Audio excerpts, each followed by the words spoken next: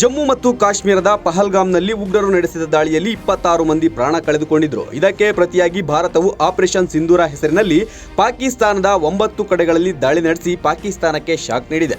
ಇದರ ಜೊತೆಗೆ ಭಾರತಕ್ಕೆ ಬೇಕಿದ್ದ ಮೋಸ್ಟ್ ವಾಂಟೆಡ್ ಉಗ್ರ ಮಸೂದ್ ಅಜರ್ ಹಾಗೂ ಇತರೆ ಮೋಸ್ಟ್ ವಾಂಟೆಡ್ ಉಗ್ರರನ್ನ ಭಾರತೀಯ ಸೇನೆ ಉಡಿಸ್ ಮಾಡಿದೆ ಎನ್ನಲಾಗಿದೆ. ಭಾರತವು ಪಾಕಿಸ್ತಾನದ ಉಗ್ರ ನೆಲೆಗಳ ಮೇಲೆ ವಾಯುದಾಳಿ ನಡೆಸಿದೆ. ಉಗ್ರರು ಜಮ್ಮು ಮತ್ತು ಕಾಶ್ಮೀರದ ಪಹಲ್ಗಾಮ್ನಲ್ಲಿ ನಡೆಸಿದ ದಾಳಿಯಲ್ಲಿ 26 ಮಂದಿ ಪ್ರಾಣ ಕಳೆದುಕೊಂಡಿದ್ರು. ಹಿಂದೂಗಳನ್ನೇ ಟಾರ್ಗೆಟ್ ಮಾಡಿ ಹತ್ಯೆ ಮಾಡಲಾಗಿತ್ತು.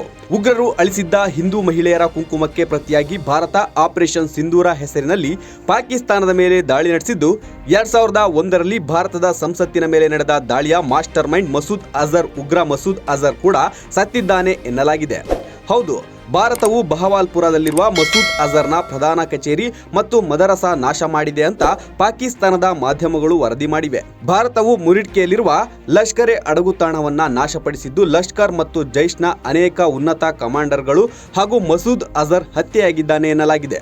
ಬಹವಾಲ್ಪುರದಲ್ಲಿರುವ ತರಬೇತಿ ಕೇಂದ್ರಕ್ಕೆ ಮಸೂದ್ ಅಜರ್ ಮಗನ ಜೊತೆಗೆ ಬರುತ್ತಿದ್ದ ಎನ್ನಲಾಗಿದ್ದು, ಇಲ್ಲಿ ಹಲವು ಭಯೋತ್ಪಾದಕರಿಗೆ ತರಬೇತಿ ನೀಡುತ್ತಿದ್ದರು ಎಂದು ಹೇಳಲಾಗಿದೆ. ಇನ್ನು ಭಾರತೀಯ ಗುಪ್ತಚರ ಸಂಸ್ಥೆಗಳು ಅವನನ್ನ ವರ್ಷಗಳಿಂದ ಹುಡುಕುತ್ತಿದ್ವು.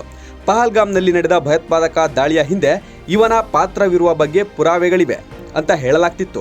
ಮುಂಜಾನೆ ಭಾರತ ನಡೆಸಿದ್ದ ದಾಳಿಯಲ್ಲಿ ಉಗ್ರ ಮಸೂದ್ ಅಜರ್ ಸತ್ತಿದ್ದಾನೆ ಎನ್ನಲಾಗಿದೆ. Bureau report, boss TV Kannada.